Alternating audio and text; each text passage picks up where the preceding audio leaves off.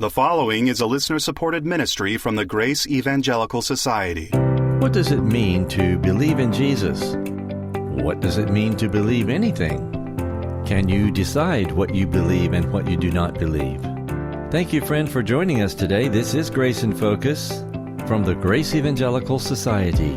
We're located in North Texas, and we'd love for you to get to know more about us by going to our website, faithalone.org. There you can find our free ebooks, many articles that you can read. Our daily blog is there. You can read it there, or you can subscribe to it, and it'll come to your email every day.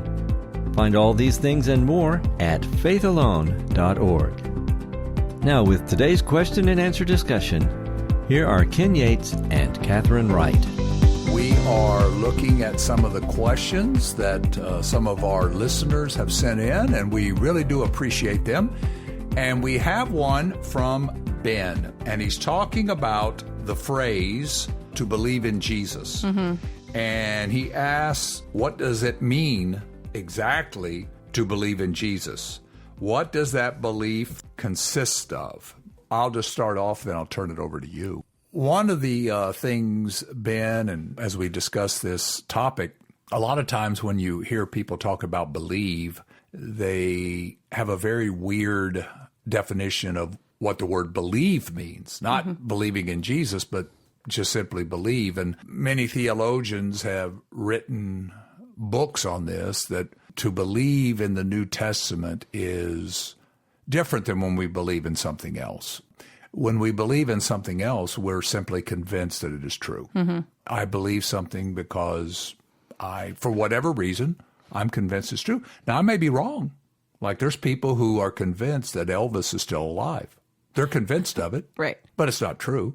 But that's what believe means. And so when we're talking about believing in Jesus, we're being convinced that something about him is true, or something that he said is true. Whenever I'm talking about this, I always like to bring up Ripley's Believe It or Not. We're in South Carolina, and down at Myrtle Beach, there's the Ripley's Museum. And, you know, you go through there, and there's some things that are just objectively not true. You know, they're just a prop, or, you know, they claim to have a mermaid, and you're seeing the mermaid, and it's just ridiculous, and you're not convinced, right? It's like, no, that's some sort of stuffed half monkey, half fish. I don't know what they did that they put together. Right. But then there's other things where it's like, yeah, it was a man who was really tall. You know, he had one of those genetic conditions that he's like, 8 feet tall. I don't know. And like a pituitary issue. Right. And so, yeah, he's the tallest man that had been recorded at that time. And you see a picture of it. Next to a shorter person. Right. Well, obviously. Or an average man usually. It's where it's like, maybe a 6-foot man next to this very tall man. Yeah, so can you believe there was a man who was 8 feet tall? Right. I'm convinced that's true, even though I never met him. Or not. Right. And so to your, the definition is to be persuaded that something is true. It's that simple. You either are convinced or you're not convinced. Unfortunately, what has happened in the theological world is that binary concept has been removed from the definition of belief, and we want to make it into more of a spectrum or an emotional appeal. We add in some sort of decision or will. Yeah, intellect, emotion, and will. Yes, right. I can decide to believe it. It's kind of weird. I guess they would say even if you're not convinced it's true, you can decide, but you can't. Yeah, like I can't decide to believe that half monkey fish prop thing is a real mermaid. And I can't decide to believe that Elvis is alive. Right. And somebody who is unconvinced that Jesus is the Christ, well, they can't decide to believe that either. And so, like, for example, go back to Elvis. Elvis would have to walk in here. Mm-hmm. Right. I don't know how old he would be right now. I guess he'd be almost 100 years old or something, but I guess I could be convinced if he were to walk in or something like that. I don't know. So to believe in Jesus is to be convinced that something is true. Now, what would you tell Ben that means exactly? Because that's his question. What does it mean exactly to believe in Jesus? And by the way, before you do that, you mentioned the theological world.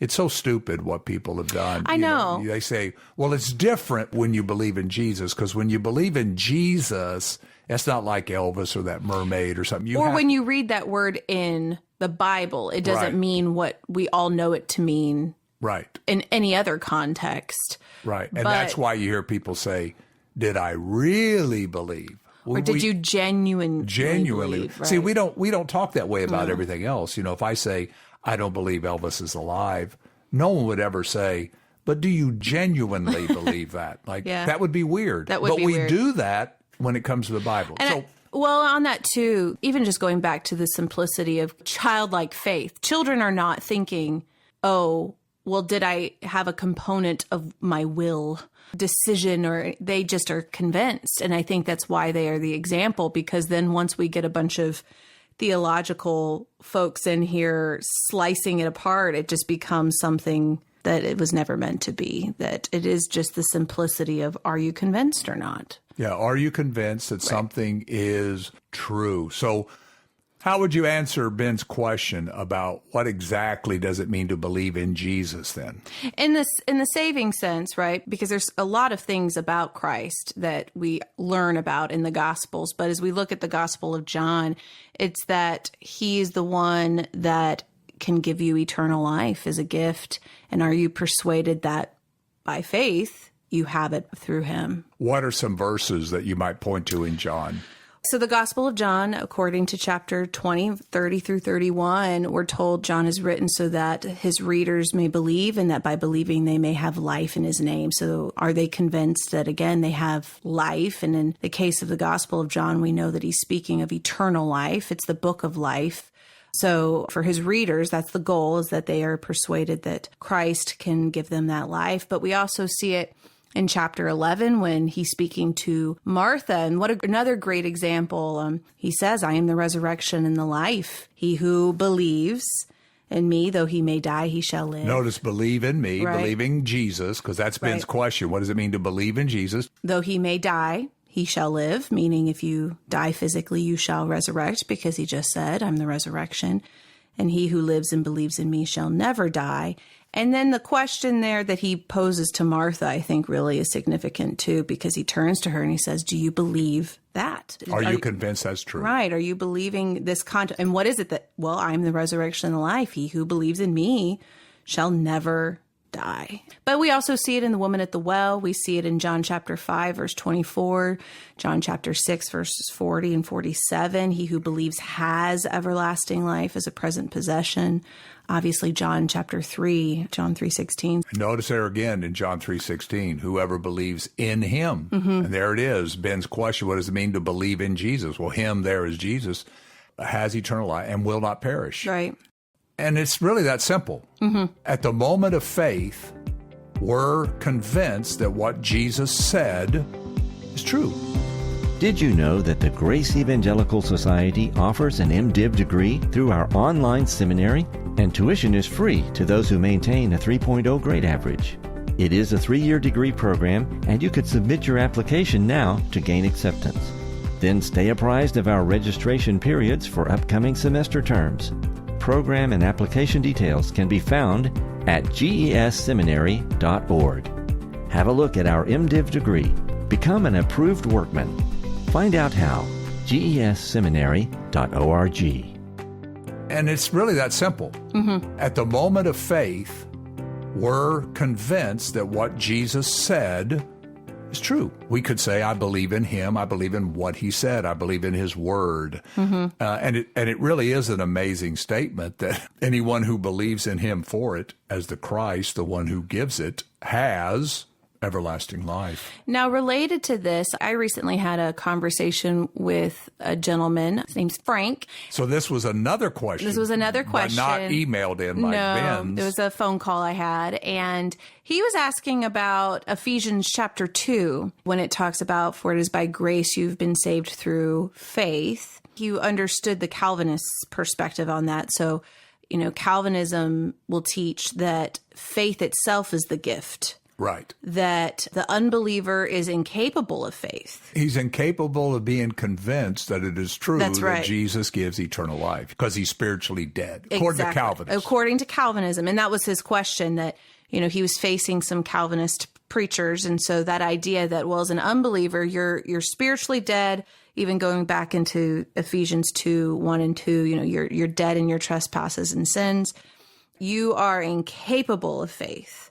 Therefore, the gift of God, according to the Calvinist, is faith itself. Yeah, and by the way, this is related to Ben's question. It is. Because any of you say, well, did I really believe? Well, if the Calvinist is right and God gives you that faith, that's the faith that believers have, although the Calvinist says you get eternal life first, which is also a crazy concept. But then you start wondering, well, do I have that kind of faith? And how do I know I have that kind of faith? How do I? Yeah, God gives it. And so, because when you start talking about faith being different kinds, like did you really believe or genuinely believe, once you get away from this, that faith is being convinced something is true, right? Then that's what you run into. That's why people in our churches struggle with this. And that's why you hear people say all the time, I hear conferences all the time where people say that. I don't know if I really believed. And it's crazy. So what is going on there in Ephesians 2? Well, we've addressed this a few times on faithalone.org, so I would really encourage our listeners to go check that out. But part of the issue is the feminine use of the terminology here in Greek. Right. That faith is feminine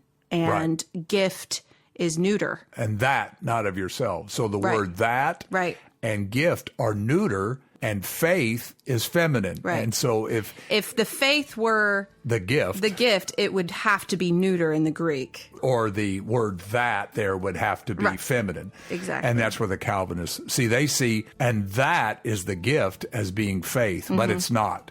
What it's talking about there is the salvation which is by grace through faith. That concept. That's why the word, and that not of yourselves, it is the gift of God, is neuter, because it's talking about the concept. So, in other words, the Greek doesn't support the Calvinist interpretation. Right. There. That God has to give us this faith and that we're not able to be convinced. So to summarize it for both Ben and Frank, what does it mean to believe in Jesus? It's not that God gives us the faith after we're saved. It's we hear the message of Christ, that he promises eternal life to everyone who believes in him for it. And when you believe in him, you know you have it at that moment of faith, because that's what you're convinced is true, because that's what he says. That's what it means to believe in him. Now, let me just end on this. That doesn't mean you can have doubts later. You can lose your assurance, but at the moment of faith, you have it. Well, Frank and Ben, we just appreciate those questions. We hope this was helpful for you guys, plus for all of our listeners. And for all of our listeners, remember, keep grace in focus.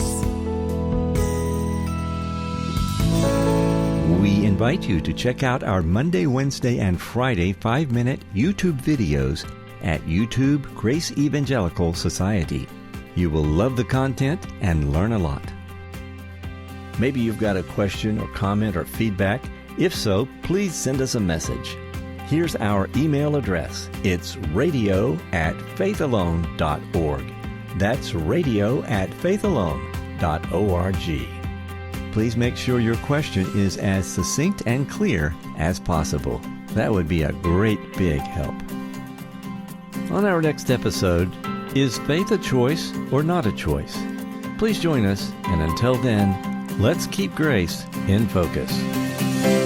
The proceeding has been a listener-supported ministry from the Grace Evangelical Society.